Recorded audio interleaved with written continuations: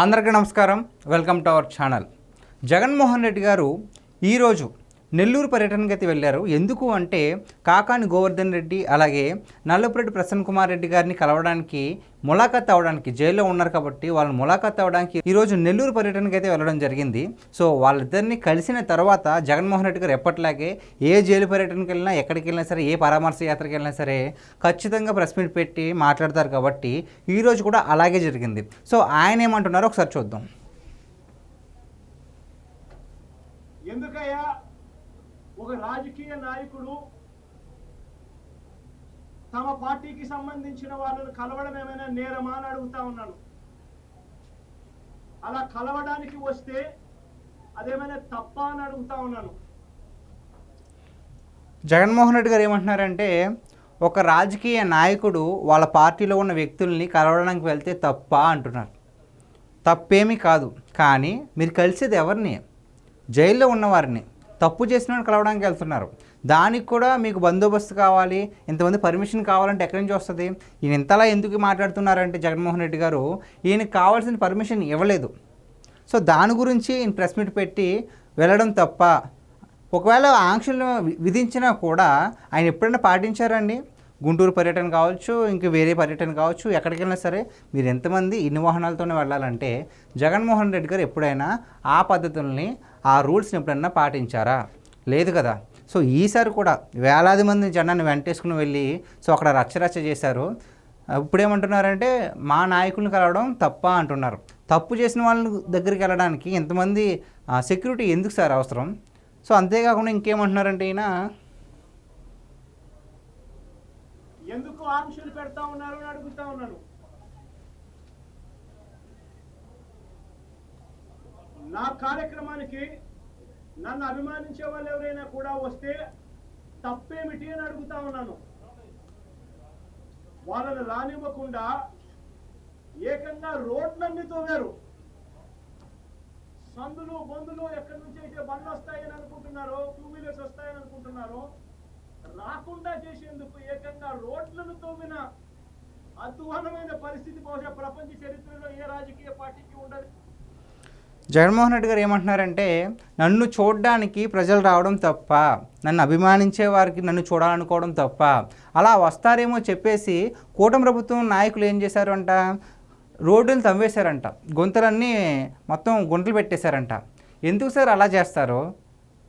ఇప్పటికే మీరు గుంటలు పెట్టేసిన అన్నింటికి కూడా రోడ్లు వేసుకుంటూ వెళ్తుంటే మళ్ళీ వేసిన రోడ్డుని ఎందుకు తవ్వుతారు చెప్పండి? మీరు ఏదన్నా సాగు చెప్పాలనుకుంటే కొంచెం జనాలు నమ్మేలా చెప్పాలి, కానీ ఆశ్చర్యపోయేలా చెప్పకూడదు. రోడ్లు లేకుండా తవ్వేసి జనాలు రాకుండా చేశారంట. మిమ్మల్ని నిజంగా అభిమానించే వాళ్ళే ఉంటే రోడ్లే కాదు ఊరు మొత్తం తవ్వేసినా సరే అక్కడికి చూడడానికి వస్తారు. కొంచెం అబద్ధం ఆడే ముందు వెనక ఒకసారి చూసి ప్రజలు నమ్ముతారు లేదో ఒకసారి ఆలోచించండి జగన్ రెడ్డి గారు. పార్టీకి తప్ప నిజంగా ఒక ప్రతిపక్ష నాయకుడిని చూసి చంద్రబాబు నాయుడు ఇంతగా భయపడతా ఉన్నాడంటే నిజంగా చంద్రబాబు నాయుడు గారు ఎక్కడైనా బావి చూసుకొని దుంకాలి. ఇప్పుడు జగన్మోహన్ రెడ్డి గారు ఏమంటున్నారంటే ఒక ప్రతిపక్ష నాయకుడిని చూసి పదవిలో ఉన్న ముఖ్యమంత్రి అయినటువంటి చంద్రబాబు నాయుడు గారు భయపడుతున్నారంటే ఒక నుయ్యో గొయ్యో చూసుకుని దూకేయడం మంచిదే అని చెప్తున్నారు. సో టు బీ హానెస్ట్గా మాట్లాడుకుందాం, ఇక్కడ భయపడేది ఎవ్వరు? కూటమి ప్రభుత్వాన్ని చూసి భయపడేది ఎవరు? మీరు కాదా? ఏయో కేసులు మీ మీద వస్తున్నాయి, మీ ఏయో తప్పులు చేసేస్తాం, మేమేయో స్కాములు చేసేస్తాం అని చెప్పేసి మీ నాయకులు కదా పరారిలో ఉన్నది, మీ నాయకులు కదా అజ్ఞాతంలో ఉన్నది, మీ నాయకులు కదా ముందస్తు బెయిల్ కోసం అప్లై చేసింది, మీ నాయకులు కదా అలో పలోం అని చెప్పేసి దుష్ప్రచారం చేసేసి ప్రజల్లో ఒక లేనిపోని ఒక రూమర్ని క్రియేట్ చేసింది మీరు కాదా? కూటమి ప్రభుత్వం ఏం చేయట్లేదు, కూటమి ప్రభుత్వం మొత్తం ప్రజలను మోసం చేసిందని దుర్భాషలాడింది మీరు కాదా? టు బీ హానెస్ట్గా మాట్లాడతాం. అంతెందుకండి, మిథున్ రెడ్డి గారు అరెస్ట్ అయిన తర్వాత దాదాపు 10 రోజుల దాకా కూడా మీరు ఎందుకు ఏపీకి రాలేదు? ఎందుకు యలహంక ప్యాలెస్లోనే ఉన్నారు? భయపడింది మీరు కాదా? మీ సతీమణి భారతిరెడ్డి గారితో కలిసి గవర్నర్ గారిని ఎందుకు కలిశారు మీరు? భయపడి కాదా? ఇన్ని విధాలుగా భయపడే మీరు చంద్రబాబు నాయుడు గారు భయపడి నుయ్యో గొయ్యో చూసుకోవాలని మాట్లాడడం సమంజసం కాదు సార్. ఎందుకు అంటే మీరు ఇలాంటి మాటలు మాట్లాడి ఇలాంటి రెచ్చగొట్టి వ్యాఖ్యలు చేసి ఎక్కడో ఉన్న మీరు ఇక్కడ దాకా వచ్చేసారు. ఇంకా నేను మారను, ఇంకా మేము ఇలాగే ఉంటామంటే కష్టం. ఇంకేమన్నారో చూద్దాం. అసలు నాయకుడిని చూసి, ఒక ప్రతిపక్షాన్ని చూసి ఇంతగా భయపడి, ఆయన వస్తున్నాడేమో, ఆయన వస్తా ఉంటే అభిమానులను ఆపేదాని కోసం అని చెప్పి, ఆయన వస్తా ఉంటే ప్రజలను ఆపేందుకోసమని రోడ్లను కూడా తోమిన చరిత్ర ఒక చంద్రబాబు నాయుడు గారికి మాత్రమే దక్కుతుంది. ఈరోజు దాదాపుగా 2000 పైచిలకు పోలీసులు, 2000 పైచిలకు పోలీసులు, లెక్కలేనంత మంది డిఎస్పీలు, డిఐజీ ఇక్కడే తిష్టేసినాడట.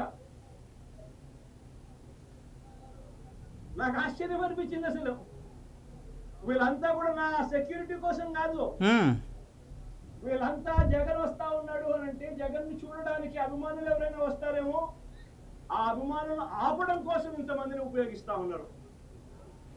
సార్ మీకు నిజంగానే అంతలాగా అభిమానులు ఉంటే కనుక 2024 ఎన్నికల సమయంలో మీరు సిద్ధం సభలు పెట్టినప్పుడు ఎందుకు సార్ మీరు డబ్బులు ఇచ్చుకుని లేదంటే స్కూల్ పిల్లల్ని కాలేజ్ పిల్లల్ని బలవంతంగా రప్పించుకున్నారు? మీకు నిజంగానే అంతలా అభిమానులు ఉంటే కనుక ఎందుకు పెయిడ్ ఆర్టిస్ట్ అంటారు కదా, సో పెయిడ్ పీపుల్ని ఎందుకు తీసుకొచ్చుకున్నారు మీ సభలకి? చాలా 2024 ఎన్నికల సమయంలో చాలా మీరు పెట్టిన సభల్లో చాలామంది లేరు, మొత్తం ఖాళీ వెళ్ళిపోతున్నారు. బలవంతంగా మందు బిర్యానీ అవన్నీ ఇచ్చి సొంతంగా తీసుకొచ్చుకున్నారు. మీరే సార్ అభిమానుల గురించి మాట్లాడేది? ఈయనే కాదు, ఇంకొకరు ఎవరు, గోరంట్ల మాధవ్ గారు, ఆయన ఏమంటున్నారంటే జగన్ అంటే జనం, జనం అంటే జగన్ అంటున్నారు. ఆయన ఏమో ఎగ్జాంపుల్, ది బెస్ట్ ఎగ్జాంపుల్ ఏం చెప్పారంటే, ఒక తుఫాను వచ్చినప్పుడు ప్రభుత్వం ఎన్ని చర్యలు అయితే తీసుకుంటుందో, ఎంత జాగ్రత్త తీసుకుంటుందో, జగన్మోహన్ రెడ్డి గారు పర్యటన వెళ్ళినప్పుడు కూడా అన్ని జాగ్రత్తలు తీసుకోవాలి, అంతే భద్రత ఉండాలి అని చెప్పేసి ఏకంగా తుఫాన్తో పోల్చారు జగన్మోహన్ రెడ్డి గారిని. అంటే తుఫాను వచ్చినప్పుడు మొత్తం ఊరంతా ఖాళీ చేసేస్తారు కదా, అలాగే జగన్ గారు పర్యటన చేసినప్పుడు కూడా ఊరంతా ఖాళీ చేయించాలా ఏంటి?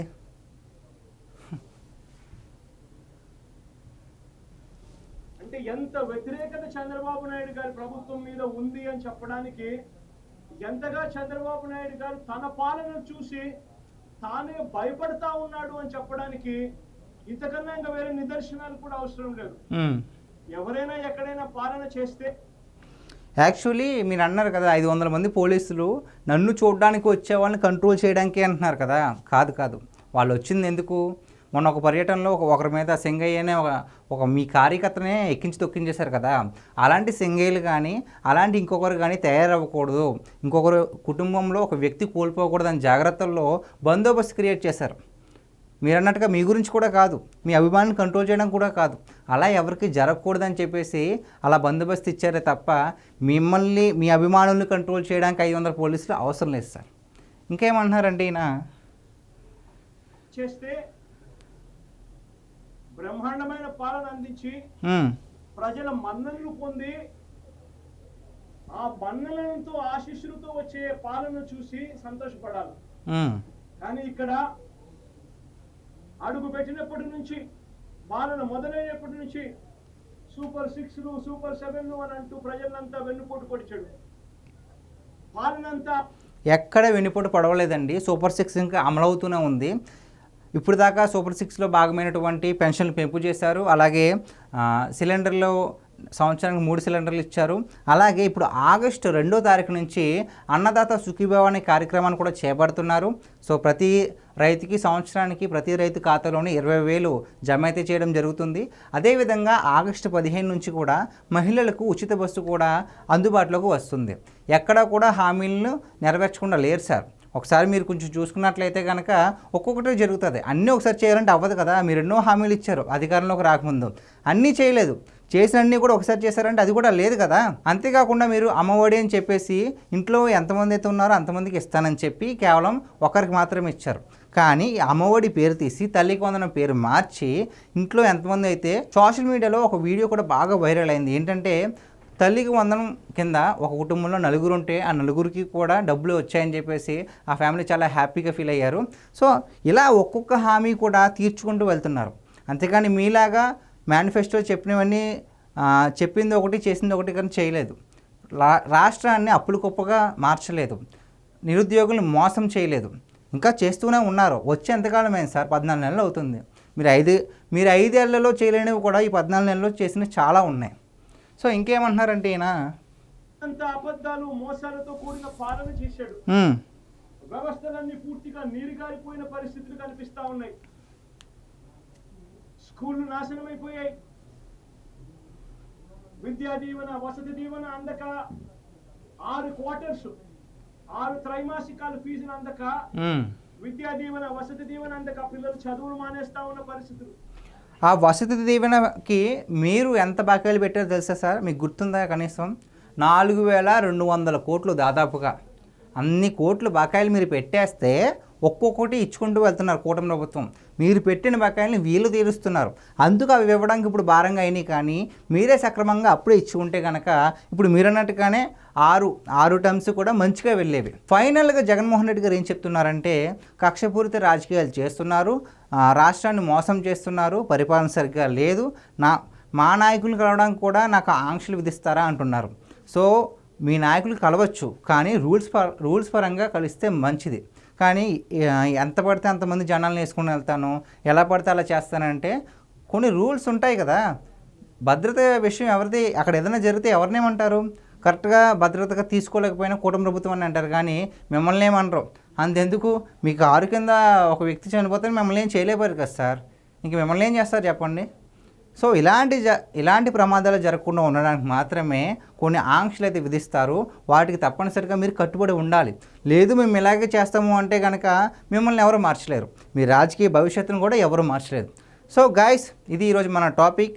ఈ వీడియో పైన మీ విలువైన అభిప్రాయాన్ని కామెంట్ రూపంలో తెలిపండి. Thank you so much.